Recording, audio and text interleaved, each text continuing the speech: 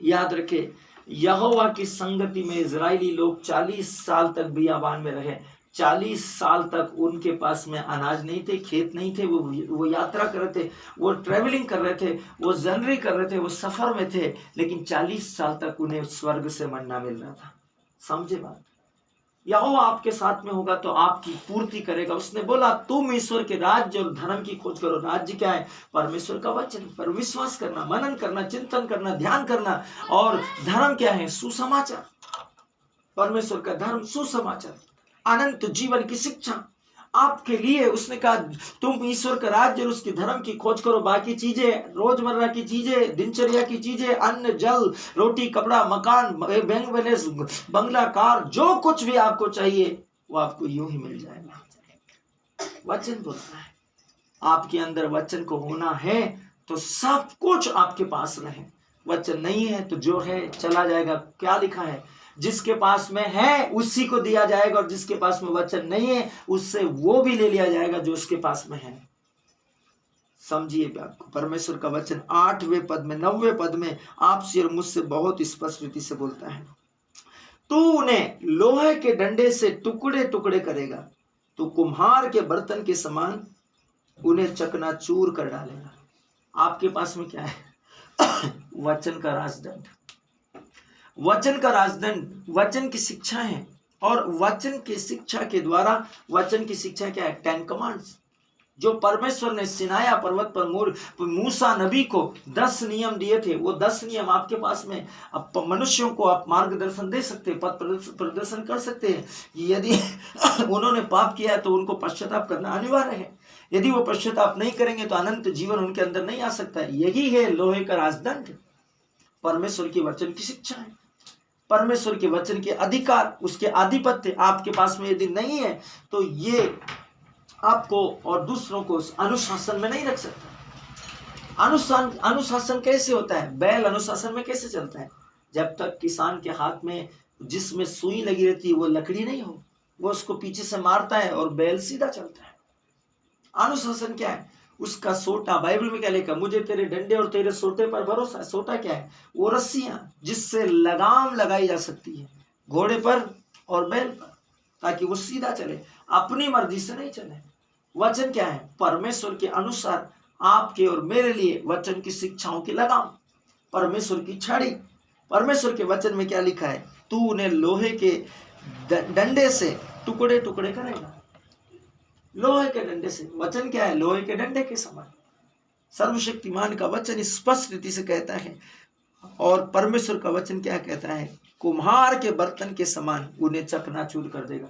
कुम्हार का बर्तन कैसे बनता है? मिट्टी से। आप और मैं कैसे बने? मिट्टी से। वचन नहीं है तो आप और मैं क्या है? मिट्टी। वचन नहीं है, वचन नहीं है मतलब आत्मा नहीं है। वचन क्या है? परमेश्वर की आत्मा। उसने कहा मेरे वचनों में अनंत जीवन का संदेश है। उसने कहा प्रभु हम किसके पास जाए? आपके वचनों में अनंत जीवन का संदेश है। अनंत जीवन क्या है? परमेश्वर की आत्मा की संगति, परमेश्वर के पुत्र की संगति। परमेश्वर का पुत्र क्या है? परमेश्वर की आत्मा, परमेश्वर का वचन। उसने कहा मेरे वचन में आत्मा और जीवन है। क्या है? आत्मा और जीवन। जिस दिन आपके अंदर से वचन गायब, आप एक मिट्टी है, मिट्टी में मिल जाएंगे। क्या लिखा है? तू कुम्हार के बर्तन जो मिट्टी से बनाए गए, कुम्हार कौन है? परमेश्वर। आप और मैं परमेश्वर की रचना है जो मिट्टी से बनाए गए हैं। क्या कर दिए जाएंगे? चकनाचूर कर दिए जाएंगे, नाश कर दिए जाएंगे। समझिए मेरे प्रियो, वचन क्या बोलता है? 10वें वचन में वचन कहता है इसलिए अब हे राजाओं बुद्धिमान बनो। वो किन से बोल रहे हैं?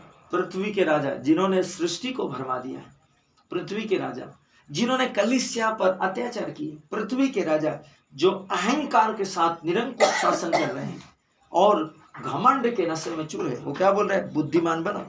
हे पृथ्वी के शासकों सावधान हो जाओ। परमेश्वर का वचन बोल रहा है सावधान हो जाओ, क्योंकि आप कुछ ऐसा होने वाला है। इसका मतलब है सावधान, अलर्ट। आप कब बोलते हैं अलर्ट? जब आप गाड़ी चला रहे हो और अचानक कोई आ जाए तो अब आप अलर्ट हो जाते हो। जब आप कहीं जा रहे हो रास्ते में अचानक से आपको सांप दिख जाए, जहरीला सांप, आप अलर्ट हो जाते, सावधान हो जाते। जब आप कुछ कर रहे हैं और आपको लगता है कि आपसे कुछ गलती हो जाएगी तब आप अलर्ट हो जाते हैं। मेरे प्रियो क्या लिखा है वचन में? इसलिए हे राजाओं, इसलिए अब हे राजाओं बुद्धिमान बनो, हे पृथ्वी के शासकों सावधान हो जाओ।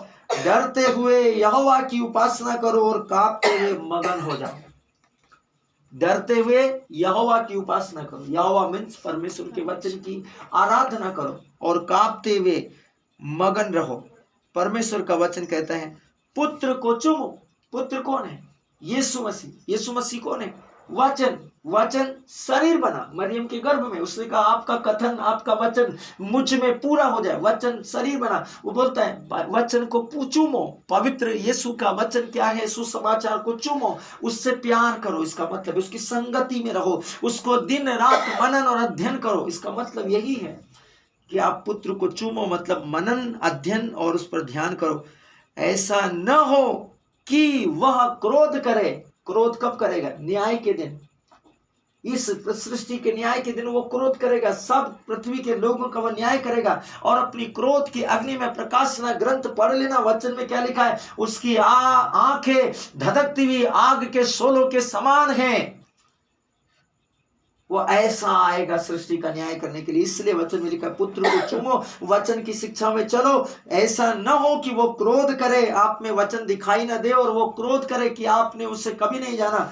वचन कहता है और तुम मार्ग में ही नाश कर दिए जाओ। मार्ग क्या है? अनंत जीवन के मार्ग में पहुंचने से पहले नाश कर दिए जाओ। मेरे प्रियो, परमेश्वर का वचन कहता है इसका मतलब यह है कि रैप्चर में पहुंचने से पहले आप यहीं सोते रह जाए। उस वचन के अनुसार दो स्त्रियां चक्कियां पीसती होगी, एक उठा ली जाएगी, एक छोड़ दी जाएगी। ऐसा ना हो कि आप क्रोध में आकर यही छोड़ दिए जाए और नाश कर दिए जाए। 12वां वचन कहता है और आखिरी वचन, पर 12वां वचन हम पढ़ रहे हैं और इसके बाद का वचन कहता है क्योंकि क्षण भर में उसका क्रोध भड़कने को है। ये रैप्चर के विषय में पलक झपकते ही हम सब नहीं सोएंगे, हम सब बदल जाएंगे। पहले मृतक जिलाए जाएंगे और हम जो बचे रहेंगे शेष हवा में बादलों में मृतकों के साथ परमेश्वर से मिलेंगे। ये पलक झपकते हो गए। लिखा है क्योंकि क्षण भर में उसका क्रोध भड़कने को है।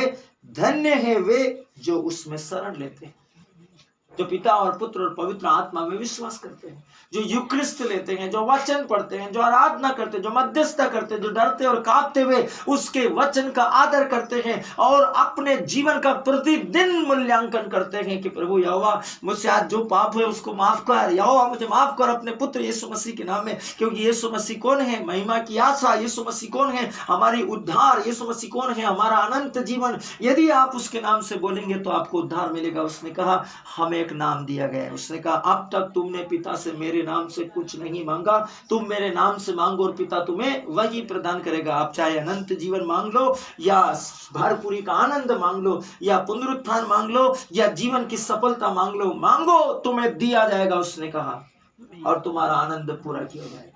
आइए हम परमेश्वर का वचन को, आज का हमारा वास्तविक संग्रहता को ध्यान से सुने।